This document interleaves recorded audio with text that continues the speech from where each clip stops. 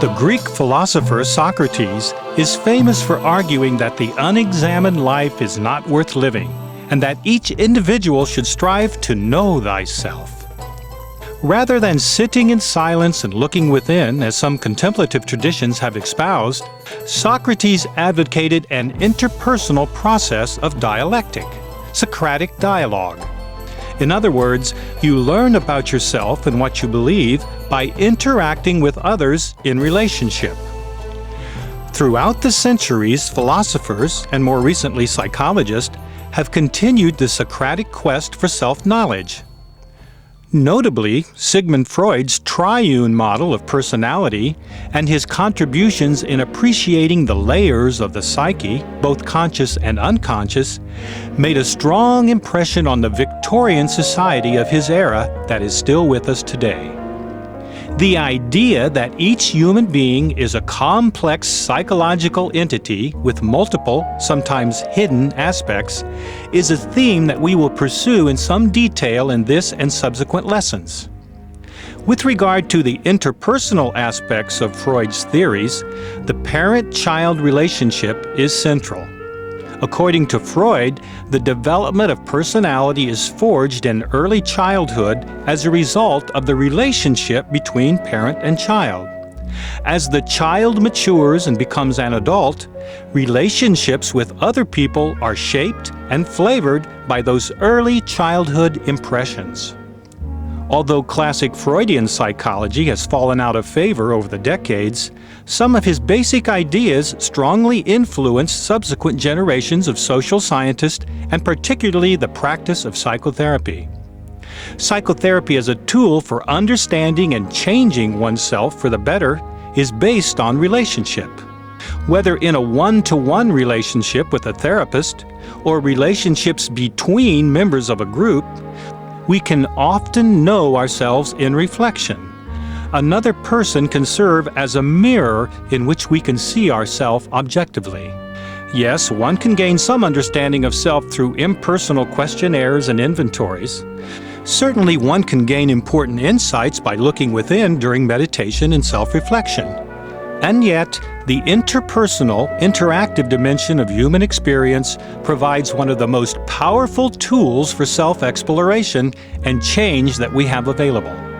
As Socrates supposed, we come to know ourselves, who we are and what we believe, by interacting with others.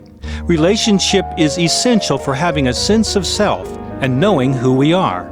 But if we are to truly understand the meaning of relationship and the basis of self-knowledge, we must go back much earlier than Socrates to uncover the origins of the self that we seek to know.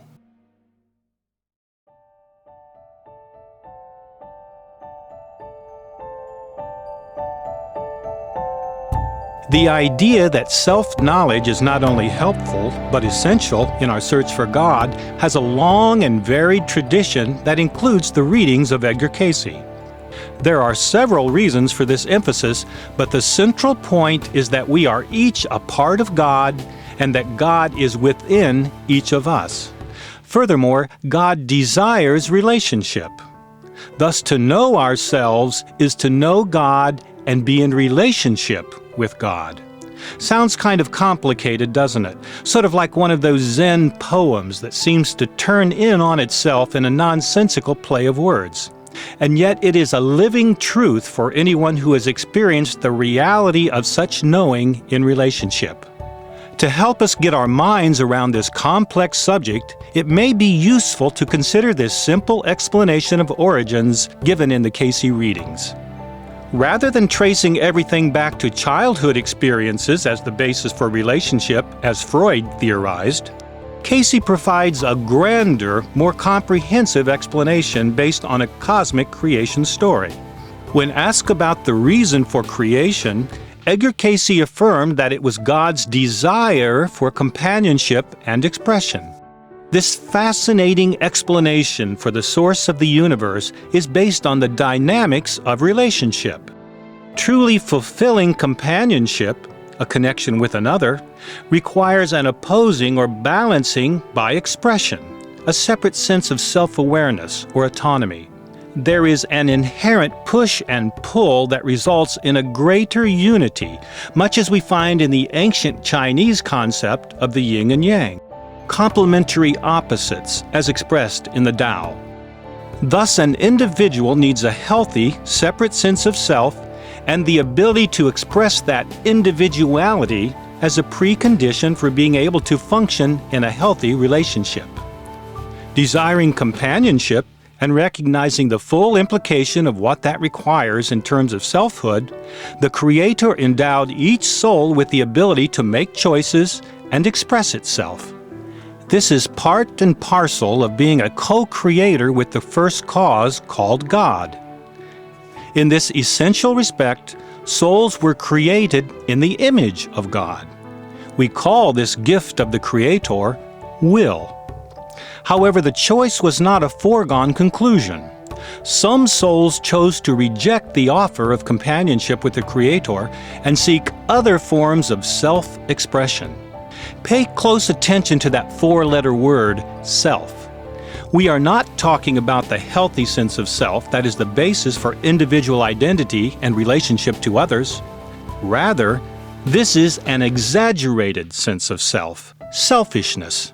The choice of selfishness was essentially a spiritual rebellion, a rejection of the Creator's plan for companionship and co-creation.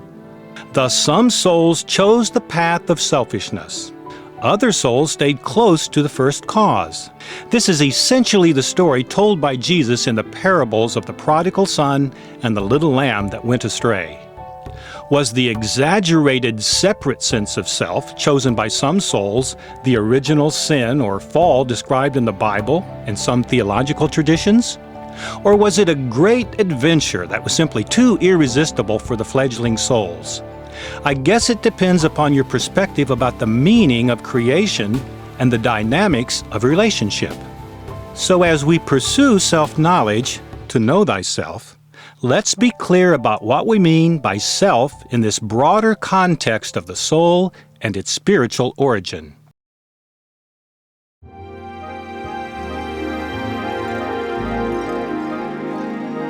Now that we have some inkling of the expansiveness of selfhood and the potential for personal growth and development inherent in this approach, let's ponder the meaning of the separate sense of self with regard to the purpose of life.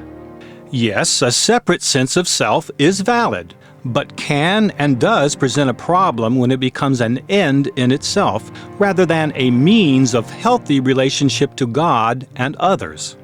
The tension of having a separate sense of self and yet being one with the whole is the experience of being a free-willed soul.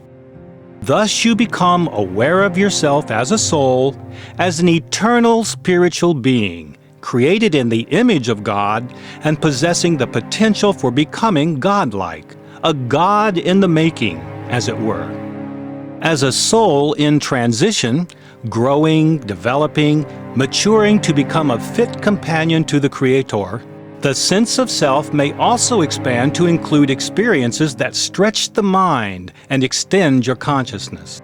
You will become aware of yourself as a soul making its way through eternity, finding its way back to the source. This is the basis for true self-knowledge. This is the beginning of Know Thyself.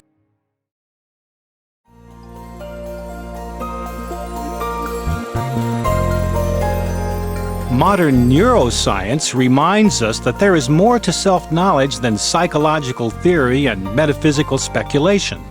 It has developed a sophisticated model of selfhood that integrates the biology of the brain, genetics, and environmental factors into a compelling explanation of the source and meaning of selfhood.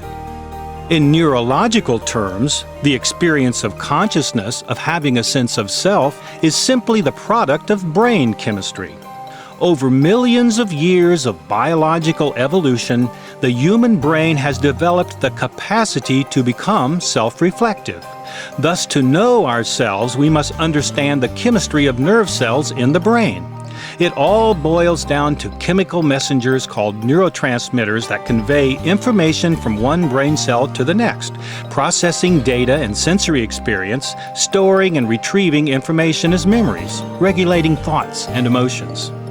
Brain imaging technology allows us to view brain processes in real time, to see which regions of the brain are active when we think certain kinds of thoughts or have specific types of emotional experiences. Thus, we have the modern materialistic model of know thyself. Any experience of God or the mystical side of life has been reduced to brain activity, nothing more or less. Knowledge of the self is strictly biochemical. Any notion of the soul, or a spiritual dimension of reality apart from brain tissue, is a neurological phantom produced by the misfiring of brain neurons. I doubt that Socrates would be impressed. The fascinating truth of the matter is that the advancements in modern neuroscience can help us to know ourselves as spiritual beings expressing ourselves in flesh bodies. It's simply a matter of recognizing that scientific insights are only part of the answer, and that the philosophical assumptions of materialistic science can color the interpretations of research findings. To put the biology of self into a broader context, we need to expand upon the creation story we began earlier in this overview. As souls explored the newly created and evolving universe and found their way to solar systems with planets such as Earth, some became more intimately involved as co-creative partners than was the original plan. Some souls became entangled in flesh bodies. To shorten a very long story, this is the situation we find in the world today. Souls inhabiting flesh bodies, manifesting through the biology of the physical body in ways that neuroscience is just beginning to understand. Each human being is a triune soul entity, spiritual, mental, and physical, with attributes befitting the soul's growth and development in this realm. The physical dimension of selfhood is abundantly apparent in the flesh and bones, fluids, and organs of the body. At the physical level, the mental manifests through the nervous systems. Not a big surprise considering the modern scientific emphasis in this direction. The mental mediates between the physical and the spiritual, but is not limited to the brain that it uses to function in this material universe. Glands provide the spiritual interface for the soul. The endocrine glands, which secrete their chemicals directly into the bloodstream for distribution to the entire system, are called spiritual centers. Thus, we are not physical bodies with souls. We are spiritual beings inhabiting a physical vehicle. Understanding and caring for the physical body, treating it as a temple where we meet with God, is an important part of knowing ourselves and fulfilling our search for God.